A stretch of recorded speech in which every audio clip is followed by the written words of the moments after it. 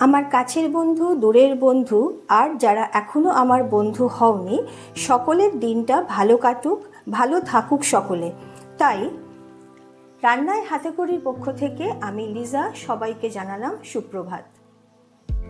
চলে এসেছি আজকে একটা দারুণ মজাদার মুখরোচক রেসিপি নিয়ে। এখন কিন্তু সকাল 7টা। আমরা দেখে নিই আজকে রেসিপিটা কিভাবে আমি করছি। চলো, আমি নিয়ে নিয়েছি এখানে কিছু পরিমাণ আটা, একেবারে প্লেন যে আটা হয় রুটির আটা, সেই আটা আমি নিয়ে নিয়েছি। এইবার এর মধ্যে দিয়ে দিচ্ছি অল্প একটু চিনি, দিলাম রিফাইন্ড চিনি।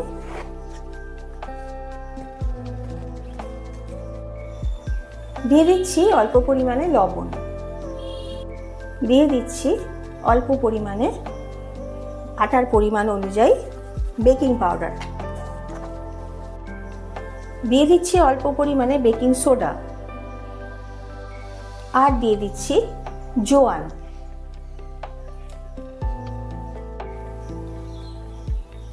আর দিচ্ছি অল্প একটু সাদা তেলও দিতে পারো আর অলিভ অয়েলও দিতে পারো, অল্প একটু দিয়ে দিচ্ছি। আমার আবার সবসময় স্বাস্থ্যের দিকটাও খেয়াল রাখতে হয়। ভালোভাবে এবার এগুলোকে মিশিয়ে নিতে হবে।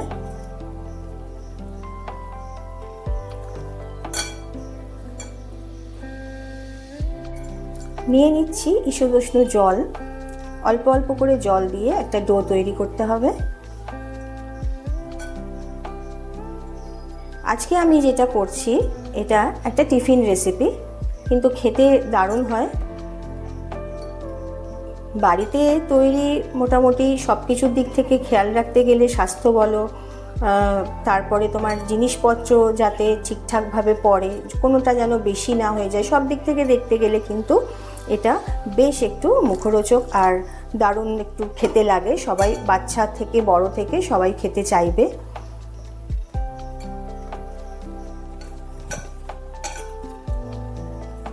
আটাটা ভালোভাবে মেখে নিতে হবে।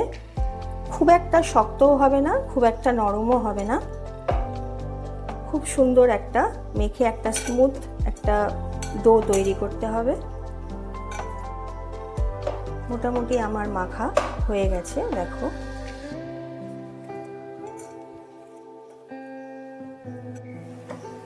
ডোটা আমার তৈরি হয়ে গেছে। আমি চাপা দিয়ে কিছুক্ষণ রেখে দিলাম। হাতের কাছে আমার থালা ছিল, আমি চাপা দিয়ে নিয়েছি।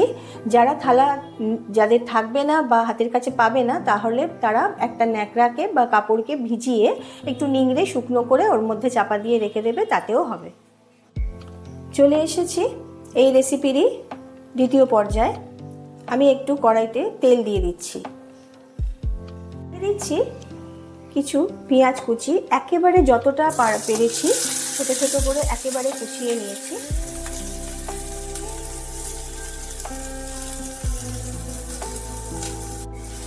তার সাথে দিয়ে দিয়েছি রসুন কুচি। লঙ্কা আমি কাঁচা লঙ্কা নিয়েছি, তোমরা যদি মনে করো যে পাকা লঙ্কা দেবে তো দিতে পারো। আমি কাঁচা লঙ্কা ইউজ করছি, যে যেভাবে লঙ্কা দেবে দিও।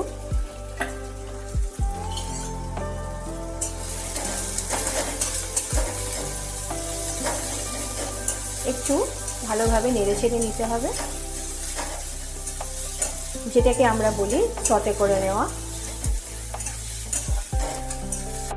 এখানে আমি নিয়ে নিয়েছি একটু চিকেন কিমা। চিকেনের কিমা একদম ছোটো ছোটো করে কেটে নেওয়া হয়েছে। আমি এর মধ্যে ভিনিগার দিয়ে ভিজিয়ে রেখেছিলাম। ভিনিগারের পর একটু সোয়া সস দিয়েছি অল্প পরিমাণে, দিয়ে আমি এগুলো এর ভেতর দিয়ে দিচ্ছি।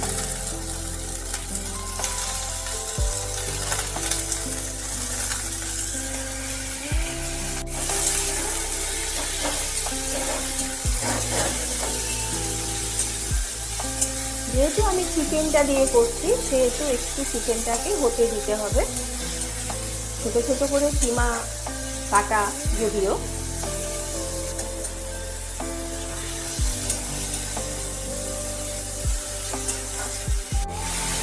দিয়ে দিচ্ছি একেবারে কুচিয়ে রাখা গাজর আর বিনস। গাজরটা আগে দিয়ে দিচ্ছি, বিনস আর গাজর একেবারে দিয়ে দিলাম। যদি কেউ মনে করো আলু দেবে তো দিতে পারো, আমি এখানে আজকে রান্নায় কোনো আলু ইউজ করিনি। তোমরা যদি মনে করো আলু দেবে তো একটা সেদ্ধ আলু বা দুটো সেদ্ধ আলু, যার যেরকম পরিমাণ হবে তোমরা দিতে পারো।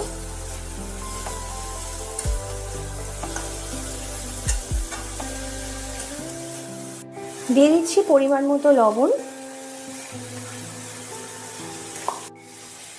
দিয়ে দিচ্ছি হলুদ, একটু নেড়ে চেড়ে নিচ্ছি।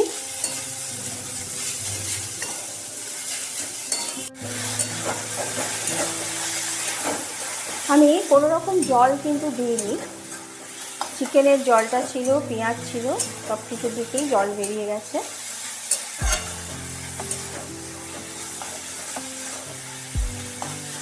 একেবারে একটু শুকনো করে নিতে হবে।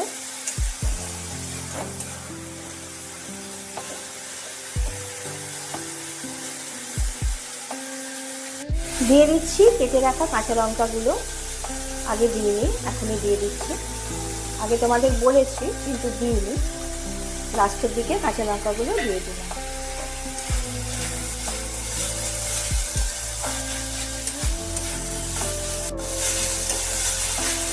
সেকেন্ড স্টেপও আমার রেডি হয়ে গেছে। চলে এলাম মেখে রাখা ময়দায়, আটাতে। একদম নরম হয়ে গেছে, মোটামুটি করার মতন উপযুক্ত হয়েছে। একেবারে নরম হয়েছে বলবো না, যেরকমভাবে মেখেছিলাম সেরকমই হয়েছে। খুব সুন্দর একটা, দেখো খুব একটা নরমও হয়নি, খুব শক্তও হয়নি, এরকম হয়ে গেছে। এখান থেকে এবার আমি লেচি কেটে নেব। লেচিগুলো একটু বড় সাইজের কাটতে হবে।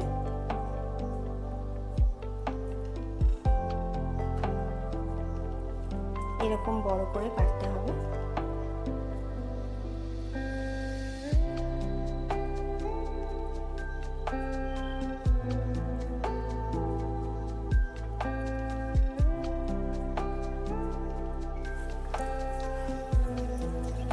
পুরটা একটু ঠান্ডা হতে দিয়েছিলাম।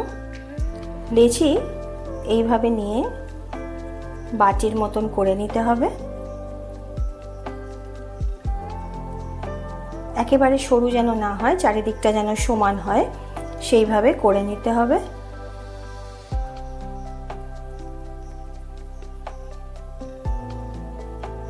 এইবার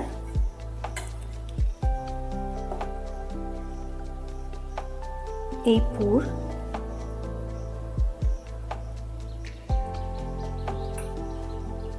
একটু করে দিয়ে এটাকে ভালোভাবে মুড়িয়ে নিতে হবে।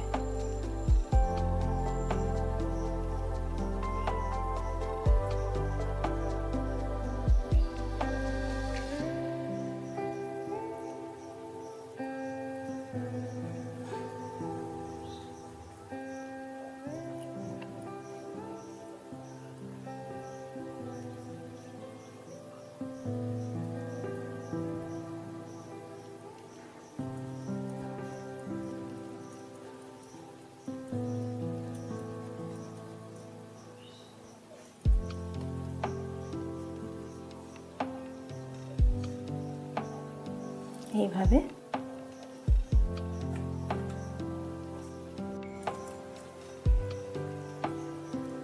আমি আর একটা দেখাচ্ছি।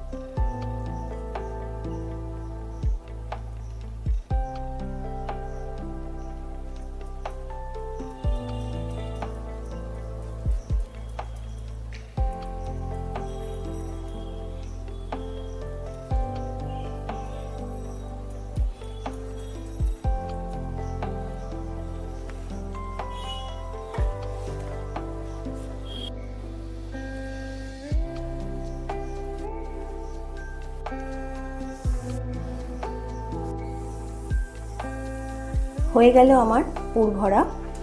চলো এবার পরবর্তী স্টেপে যাই।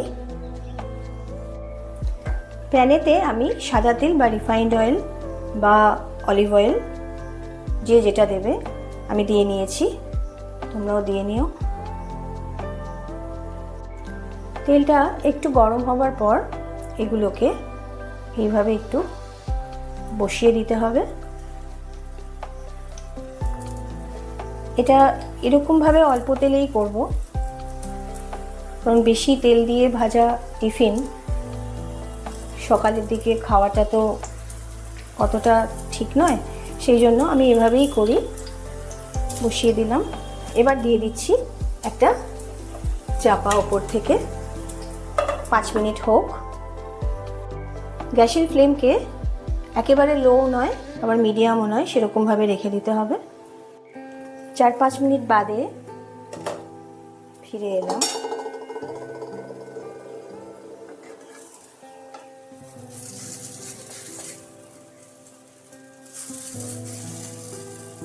উল্টে দিচ্ছি এগুলো।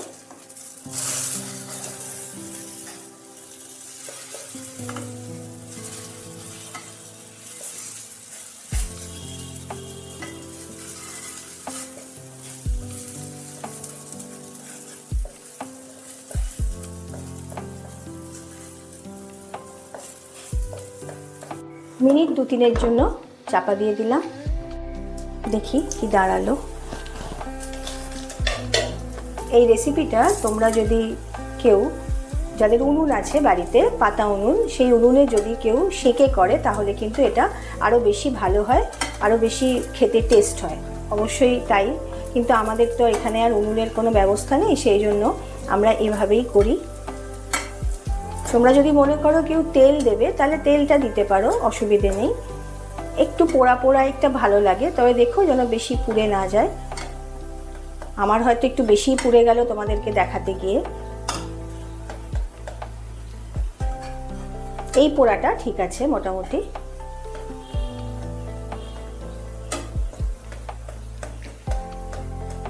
যদি কেউ মনে করো ওপর থেকে তেল ব্রাশ করে দিতে পারো, আমি আর তেল দিলাম না।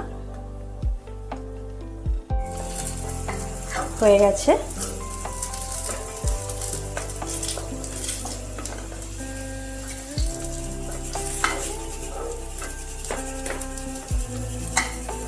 খেতে খুব মজা লাগে এগুলো, খেয়ে দেখো তোমরা।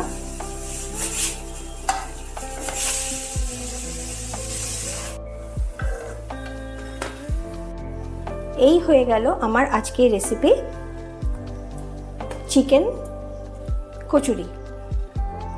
তোমরা অবশ্যই সবাই খেয়ে আমাকে আমার কমেন্ট বক্সে জানিও যে কেমন লাগলো। আর যারা নতুন বন্ধু হয়ে আমার সাথে এসেছো, আমার কাছে এসেছো, তাদের জন্য বলছি তারা কিন্তু অবশ্যই আমাকে সাবস্ক্রাইব করো আর সাথে লাইক শেয়ার করতে ভুলো না। তাহলে আজকের মতন আমার রেসিপি এই পর্যন্তই। আমি আগামীকাল চলে আসবো আর একটা এরকমই সুস্বাদু রেসিপি নিয়ে।